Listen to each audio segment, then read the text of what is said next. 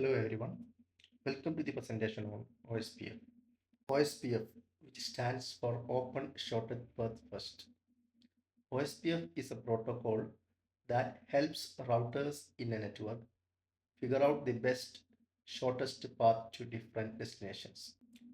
It's a crucial part of networking in medium and large scale environments because it helps manage and direct data smoothly. Let's start by understanding what OSPF is and why it's so widely used.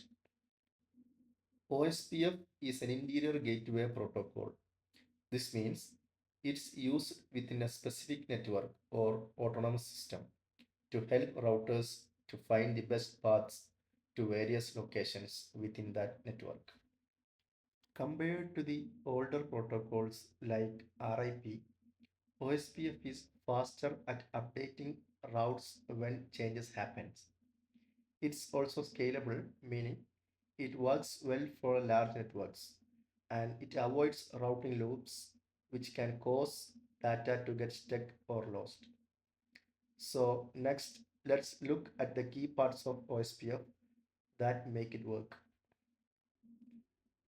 OSPF relies on several main components. The routing domain or autonomous system is the whole network area where OSPF operates. Within this domain, each router has a unique router ID which helps identify it to other routers. OSPF also divides the network into areas, which are like logical sections that help keep the network organized and improve performance. Each area communicates within itself and connects back to a central area. Now, let's dive into the different types of areas in OSPF. OSPF has different types of areas to control and limit network traffic, which improves efficiency. Area 0 or the backbone area is the central area that links all other areas together. Step and totally step areas helps reduce unnecessary traffic by blocking some types of route advertisements, which saves resources. NSSA or not so stubby areas allow limited external routes without adding too much traffic. By using these different area types, OSPF can keep networks running smoothly and avoid overloading routers. Let's now look at the types of routers that works within these areas. OSPF defines several types of routers, each with a specific role. Internal routers stay within one area and handle routing just for that area only. Area border routers or ABRs connects different areas to each other. Autonomous System Boundary Routers or ASBRs links OSPF networks to another protocols outside of OSPF. Finally, backbone routers operates within area 0, the backbone area which is essential for connecting the whole OSPF networks. These different types helps OSPF scale across complex networks. Now, let's see how these routers communicate with each other using different packets. OSPF routers use specific types of packets to communicate and share routing information. First, they use hello packets to initiate and maintain connections with neighboring routers. Database description packets summarize the data that each router has.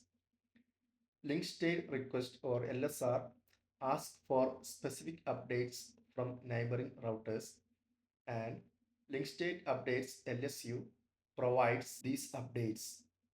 Lastly, link state acknowledgement confirm receipt of this information. Each packet plays an important role in making sure routers stay connected and updated. Next, we will discuss how routers build these connections through different neighbor states. For routers to fully connect in OSPF, they go through several states called neighbor states. As you can see in the diagram, we can mainly divide these states into two parts. First one is establishing neighbor adjacencies and then synchronize OSPF databases. Now, let's take a closer look at each state from downstate to full state. OSPF routers start in the downstate where no hello packets have been received. In this state, routers are unaware of each other. Moving to init state, that is initial state, a router has received a hello packet but has not yet received an acknowledgement from the other router. Once both routers recognize each other, they enter the two-way state, confirming the neighbor relationship and selecting DR, that is designated router, and BDR, backup designated router if necessary.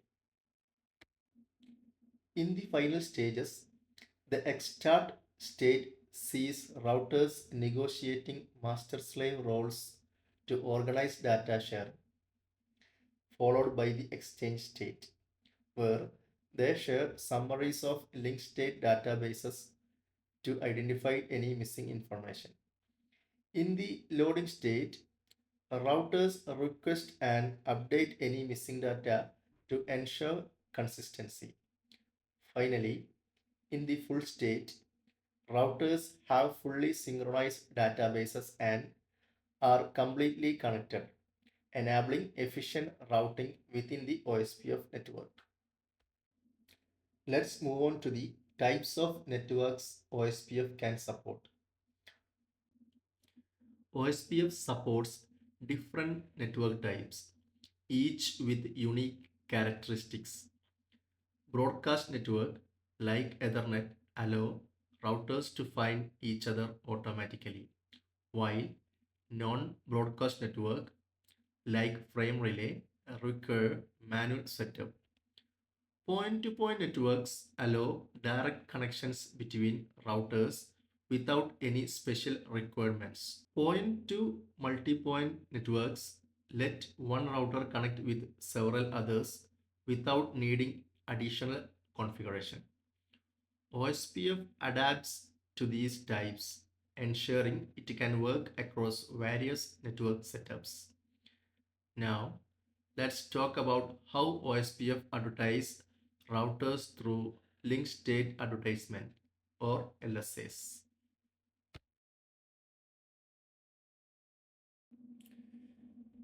Link state advertisements (LSAs) are essential components of the OSPF, enabling routers to share link state information and maintain a consistent view of the network topology.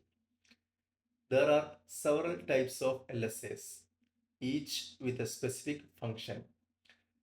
The router LSA type 1 is generated by each router and describes its link state and associated costs, being advertised only within the originating router's area.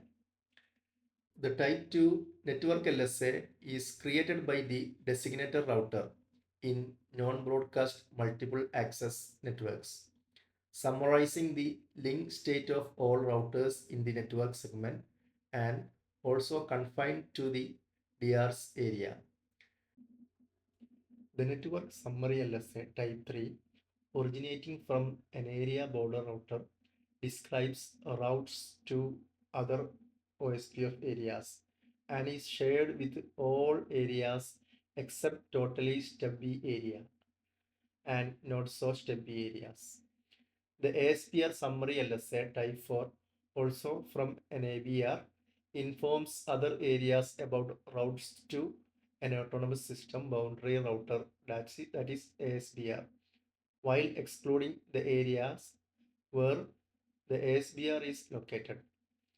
The AS external LSA type 5 is generated by an ASBR and provides information about routes to destination outside the SPF autonomous system, disseminating this data to all areas except step areas and NSSAs. Finally, the NSSA LSA Type 7 created by an SBR within NSSA, describes external routes but is advertised only within the NSSA.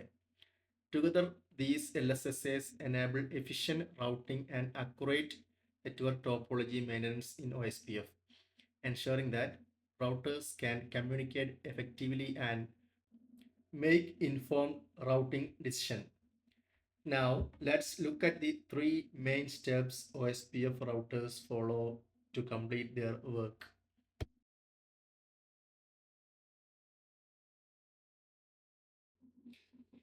The OSPF process consists of three key phases. Phase 1, neighbor discovery bidirectional communication, involves routers exchanging hello packets on OSPF enabled interfaces. These packets include critical information such as router IDs and area IDs. If the hello packets are successfully exchanged and parameters align, routers become neighbors and establish bidirectional communication.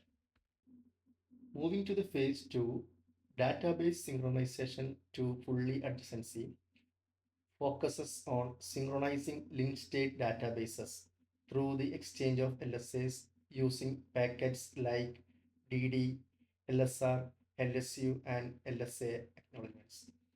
Once all neighbors have identical LSDBs, full adjacency is achieved, providing a consistent view of the network topology. Finally, in phase 3, shortest path tree computation routing table formation, the Dijkstra algorithm calculates the SPT based on the LSDB. This enables routers to determine the shortest paths to destinations, formulating the OSPF routing table. Any changes in the network prompt updates to the LSDB, triggering SPT recalculations and routing table adjustments to maintain accurate routing. Thank you for your attention. That's the overview of OSPF, from its components and areas to how it communicates and manages routes.